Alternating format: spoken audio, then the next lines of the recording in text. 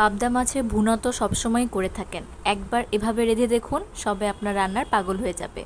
আসসালামু আলাইকুম এভরিওয়ান, আশা করছি আপনারা সবাই অনেক বেশি ভালো আছেন। আমিও অনেক বেশি ভালো আছি এবং হাজির হয়ে গেলাম আরও একটি মজাদার, সুস্বাদু এবং ঝটপট রেসিপি নিয়ে। আজকে তৈরি করে দেখাবো পাবদা মাছের কারি, অথবা আপনারা এটাকে মালাই পাবদাও বলতে পারেন। ভীষণ মজার এবং খুবই ঝটপট হয়ে যাবে। আশা করছি আপনাদের সবার অনেক ভালো লাগবে। চলুন শুরু করা যাক। প্রথমে আমি এখানে নিয়ে নিয়েছি 500 গ্রামের মতো পাবদা মাছ। আপনারা যে যতটুকু রাঁধতে চান ততটুকু নিয়ে নেবেন। এরপর আমি নিয়ে নিয়েছি এখানে সমস্ত মশলা। এখানে নিয়ে নিয়েছি হলুদের গুঁড়ো, মরিচের গুঁড়ো, গোলমরিচের গুঁড়ো, ধনিয়া গুঁড়ো, জিরার গুঁড়ো, আদা বাটা এবং রসুন বাটা। তো প্রথমে আমি এখানে 1 কাপ পরিমাণ পানি দিয়ে দিয়েছি মশলাগুলোর সাথে। এখানে আমি আলাদা করে ফ্রাইং প্যানে দিয়ে দিলাম তেল এবং পেঁয়াজ, সাথে সাথে আমি এটা কিছুক্ষণ ভেজে এরপর মশলাগুলোকে একসাথে দিয়ে দিয়েছি। পাবদা মাছ হতে কিন্তু বেশি সময় লাগে না, যেহেতু মাছটি অনেক নরম, আমরা বেশিক্ষণ কষাতেও পারবো না, তাই মশলাগুলোকে ভালোভাবে কিছুক্ষণ কষিয়ে নিতে হবে। মশলাগুলো যখন হালকা কষিয়ে আসবে তখন আমি এর মধ্যে রেখে দেওয়া দুধ দিয়ে দিলাম 1 কাপের মতো। আমি দুধটাকে একটু ঘন করে নিয়েছিলাম। এরপর এর মধ্যে কাঁচামরিচ দিয়ে আমি কিন্তু এটিকে ঢেকে দিয়েছি।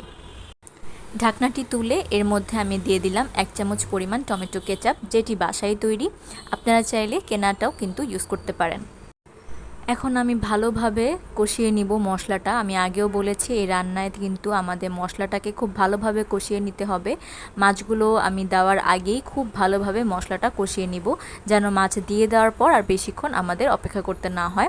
পাবদা মাছ কিন্তু বেশি কষানোর প্রয়োজন হয় না, তাই এটি তাড়াতাড়ি হয়ে যায়।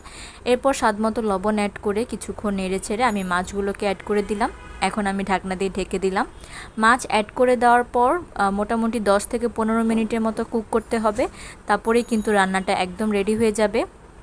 মাছ দেওয়ার আগে আমাদের ভালোভাবে মশলাটা কষিয়েই নিতে হবে, যেন মাছ দেওয়ার পর বেশিক্ষণ অপেক্ষা করতে না হয়। তো 10 থেকে 15 মিনিটের মতো আমি অপেক্ষা করব মাছগুলো হওয়ার জন্য, এবং মাছগুলো কিন্তু একদম রেডি। রান্নাটা কিন্তু একদমই রেডি। দেখতে যতটা সুন্দর হয়েছে, খেতে তার চেয়েও বেশি মজা হয়েছে। একবার ট্রাই করে দেখবেন।